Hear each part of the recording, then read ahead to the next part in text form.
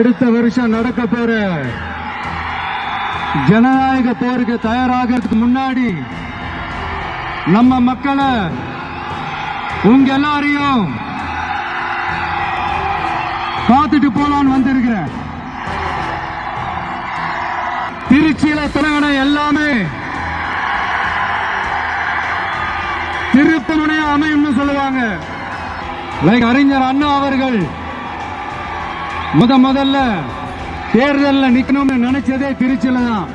புரட்சி தலைவர் எம்ஜிஆர் அவர்கள் அவருடைய முதல் மாநில மாநாட்ட நடத்தினதும் திருச்சியில தான்.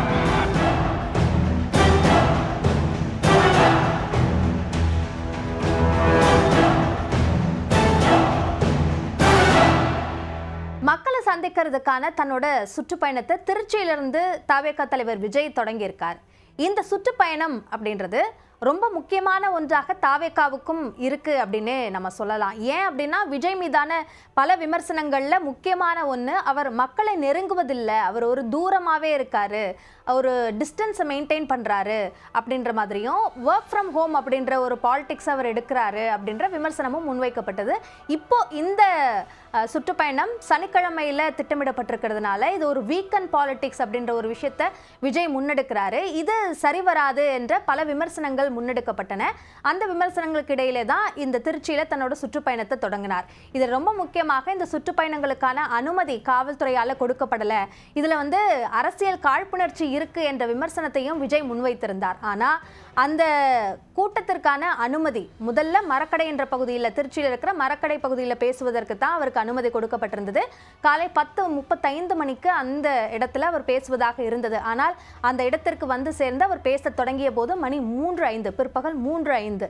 திருச்சி விமான நிலையத்திலிருந்து 8.5 கிலோமீட்டர் தூரத்தில் இருக்கிற அந்த மரக்கடை பகுதியை வந்து சேர்றதுக்கு அவருக்கு கிட்டத்தட்ட 5 மணி நேரம் ஆகிடுச்சு அப்படின்னே சொல்லலாம். இதற்கு அடுத்தடுத்த இடங்கள்லையும் அது தாமதமாகக்கூடிய ஒரு சூழல் தான் ஏற்பட்டிருக்கு. இது தொண்டர்கள் அதிக அளவில் கூடுனதுனால அந்த திருச்சி புதுக்கோட்டை சாலை முழுக்கவுமே அங்கே போக்குவரத்து முடங்கிய ஒரு சூழல் ஏற்பட்டது. இதனால வேறு இடங்களுக்கு அது மாற்றப்பட்டது. ஆனால் தாவேக தரப்புல இது மக்கள் திரளாகவும் அது வாக்குகளாகவும் மாறும் அப்படின்ற ஒரு நம்பிக்கை தெரிவிக்கப்படுது.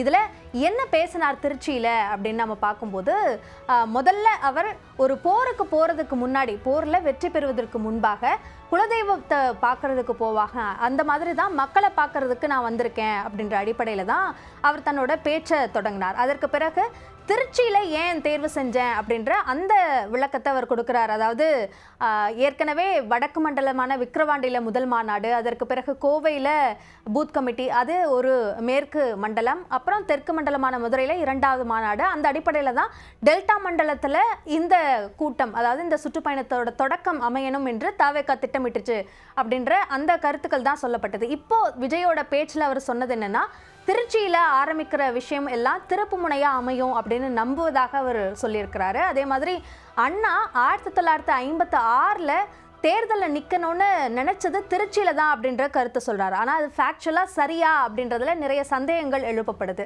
அதே மாதிரி எம்ஜிஆர் 1974 முதல் மாநாடை திருச்சியில தான் நடத்தினார் என்பதையும் அவர் மேற்கோள் காட்டி அதோட சிறப்புகளாக பேசுறாரு. அதே மாதிரி பெரியார் வாழ்ந்த இடம் மலைக்கோட்டை இருக்கிற இடத்துல அவர் வாழ்ந்தார் அப்படின்றதையும், மதச்சார்பின்மைக்கும் மத நல்லிணக்கத்திற்கும் பெயர் போன இடம் திருச்சி அப்படின்ற அடிப்படையில திருச்சியை பெருமைப்படுத்தும் விதமாக தன்னோட பேச்சை தொடங்கினார். திருச்சியில தொடங்கின எல்லாமே திருப்புமுனையா அமையும்னு சொல்லுவாங்க. லைக் அறிஞர் அண்ணா அவர்கள் முதல்ல தேர்தலில் நிக்கணும்னு நினைச்சதே திருச்சியில தான்.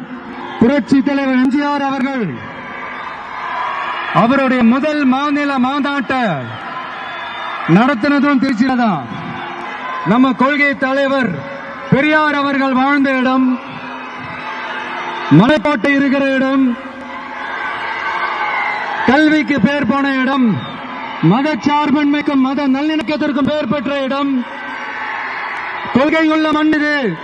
அதே மாதிரி கொள்கை உள்ள மண் இது அப்படின்ற விஷயத்தையும் சொன்னார். ஆனால் இந்த ஒவ்வொரு மாவட்டத்திலையும் விஜய் மேற்கொள்கிற இந்த பிரச்சார பயணத்தில் அங்கே இருக்கிற அந்த மாவட்டத்திற்குன்னு ஸ்பெசிஃபிக்காக இருக்கிற மக்கள் பிரச்சனை என்னவாக இருக்குது, அவங்கள சென்றடையும் வகையில் அதை அட்ரஸ் பண்ணி விஜய் பேசுவாரா என்ற எதிர்பார்ப்பு இருந்தது. ஆனால் விஜயோட பேச்சில் அப்படியான விஷயங்கள் இல்லை. திருச்சிக்கான பெருமைகளாக என்னென்ன அம்சங்கள் இருந்தது என்பது மட்டும்தான் திருச்சிக்கான விஷயமாக இருந்தது. மற்ற அவரோட பேச்சுக்களில் இடம்பெற்றதெல்லாம் பொதுவாக திமுக மீதான விமர்சன பார்வைகள் தான் அதிகமாக இருந்தது அப்படின்னு பார்க்கலாம். அந்த அடிப்படையில் 2021 சட்டமன்ற தேர்தலில் திமுக 505 தேர்தல் வாக்குறுதிகளை கொடுத்திருந்தாங்க. அதில் முக்கியமாக டீசல் விலை 3 ரூபாய் குறைக்கப்படும்னு அறிவிச்சிருந்தாங்க. அது என்னாச்சு? அதே மாதிரி மாதாந்திர மின்சார கட்டணம் கணக்கீடு, அதாவது இப்போ 2 மாதங்களுக்கு ஒரு முறை இந்த மின்சார கட்டணம் கணக்கீடு செய்யப்படுது, அது மாதத்திற்கு ஒரு முறை கணக்கீடு செய்யப்படும் என்ற வாக்குறுதி கொடுக்கப்பட்டது. அதை சொன்னீர்கள் செய்தீர்களா, அதாவது சொன்னீர்களே செய்தீர்களா என்பது தான் இந்த ஒவ்வொரு நிறைவேற்றப்படாத வாக்குறுதியாக அவர் சொன்ன அந்த அம்சங்களின் அடிப்படையில் இந்த கேள்விகள் அவர் தொடர்ந்து எழுப்பினார். அதே மாதிரி மாணவர்களுக்கான கல்வி கடன் ரத்து செய்யப்படும்னு சொன்னீர்களே செய்தீர்களா என்ற கேள்வி எழுப்பினார். அதே மாதிரி அரசு வேலையில பெண்களுக்கு 40% இடஒதுக்கீடு வழங்கப்படும் என்ற வாக்குறுதி என்னானது அப்படின்ற அந்த கேள்வியும் எழுப்பினார். குறிப்பாக அரசு ஊழியர்கள் சார்ந்த மிகப்பெரிய பிரச்சனையாக அவர்களுடைய போராட்டத்திற்கு அடிப்படையாக இருக்கக்கூடிய பழைய ஓய்வூதிய திட்டத்தை மீண்டும் அமலுக்கு கொண்டு வருவது, அந்த வாக்குறுதி என்னாச்சு? அதே மாதிரி 2 லட்சம் அரசு காலி பணியிடங்கள் நிரப்புவது அப்படின்ற வாக்குறுதி கொடுக்கப்பட்டது, இதெல்லாம் என்னாச்சு அப்படின்ற கேள்விகளை எழுப்பினார். நம்ம கேள்வியை கேட்குறோம், ஆனால் திமுக கிட்டேருந்து இதற்கான பதில் வரப்போறதில்லை அப்படின்ற அந்த குற்றச்சாட்டையும் விஜய் முன்வைக்கிறார். அதே மாதிரி கிட்னி திருட்டு அப்படின்றது ஒரு மிகப்பெரிய பேசு பொருளாக தமிழ்நாடு முழுக்க அது ஆனது.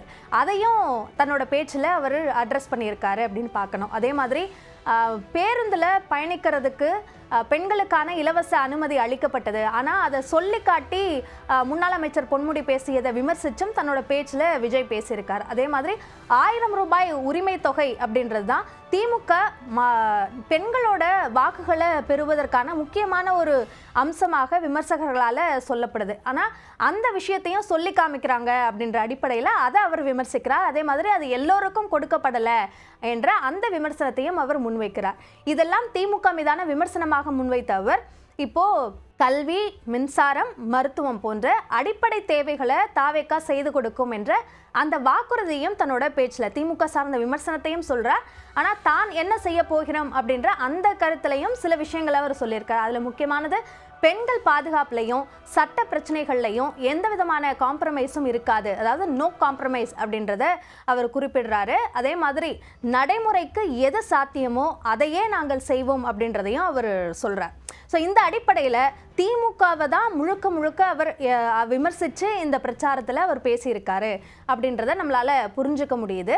அதே மாதிரி இப்போ விஜய் இந்த பிரச்சார பயணத்தை தொடங்குற இந்த சமயத்தில் செப்டம்பர் 17ஆம் தேதி கரூரில் திமுகவுடைய முப்பெரும் விழா நடக்க போகுது. அதற்கான அழைப்பு விடுத்து தொண்டர்களுக்கு முதலமைச்சர் மு.க.ஸ்டாலின் ஒரு கடிதம் எழுதுகிறார்.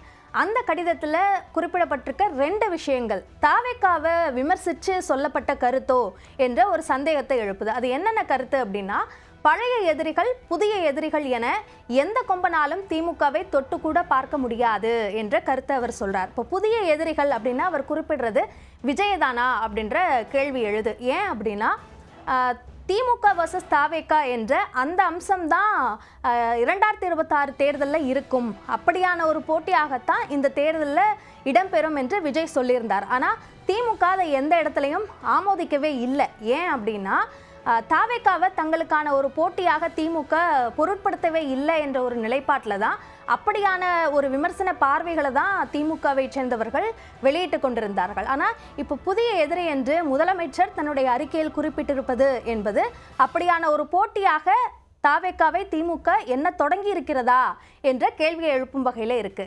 இன்னொரு கருத்து முதலமைச்சரோட அந்த கடிதத்தில் இருந்த மற்றொரு கருத்து என்ன அப்படின்னு பார்த்தோம்னா, கொள்கையில்லா கூட்டத்தை சேர்த்து கூக்குரலிட்டு கும்மாளம் போட்டு பொதுமக்களுக்கு இடையூறு செய்யும் இயக்கம் திமுக அல்ல என்றும் அவர் குறிப்பிட்டிருக்கிறார். அப்போ இதுவும் தாவேக்கா சார்ந்த ஒரு விமர்சனமாக, அதாவது நிறைய கூட்டம் கூடி பல்வேறு விஷயங்களில் பொதுமக்களுக்கு இடையூறை ஏற்படுத்துகிறாங்க அப்படின்ற விமர்சனம் பெருவாரியாக தற்போது இருக்கக்கூடிய சூழலில் தாவேக்கா மீது தான் அந்த விமர்சனம் முன்வைக்கப்படுது. அப்போ இந்த முதலமைச்சரோட கருத்தும் கூட தாவேக்காவை சார்ந்த ஒரு கருத்தாகத்தான் அவர் முன்வைக்கிறாரா அப்படின்ற ஒரு கேள்வி எழுது. ஸோ இந்த அம்சங்களின் அடிப்படையில் அடிப்படையில் பார்க்கும் பொழுது அப்படியான ஒரு சூழலை நோக்கி நகர்த்துவதற்கான தாவேக்காவோட அந்த முயற்சிகள் என்பது நடத்தப்படுதா அப்படின்ற அந்த கேள்வி என்பது எழுது. ஆனால் திமுகவுக்கோ அல்லது அதிமுக போன்ற கட்சிக்கு இருக்கக்கூடிய அந்த கட்டமைப்பு என்பது தாவேக்காவுக்கும் இருக்கிறது. அப்படியான ஒரு கட்டமைப்பை நாங்கள் உருவாக்கி இருக்கிறோம் என்று தாவேக்கா தரப்பில் சொல்லப்படுகிறது. ஆனால் தாவேக்காவை பொறுத்த வரைக்கும் முகமாக பார்க்கப்படுவது விஜய் மட்டும்தான்.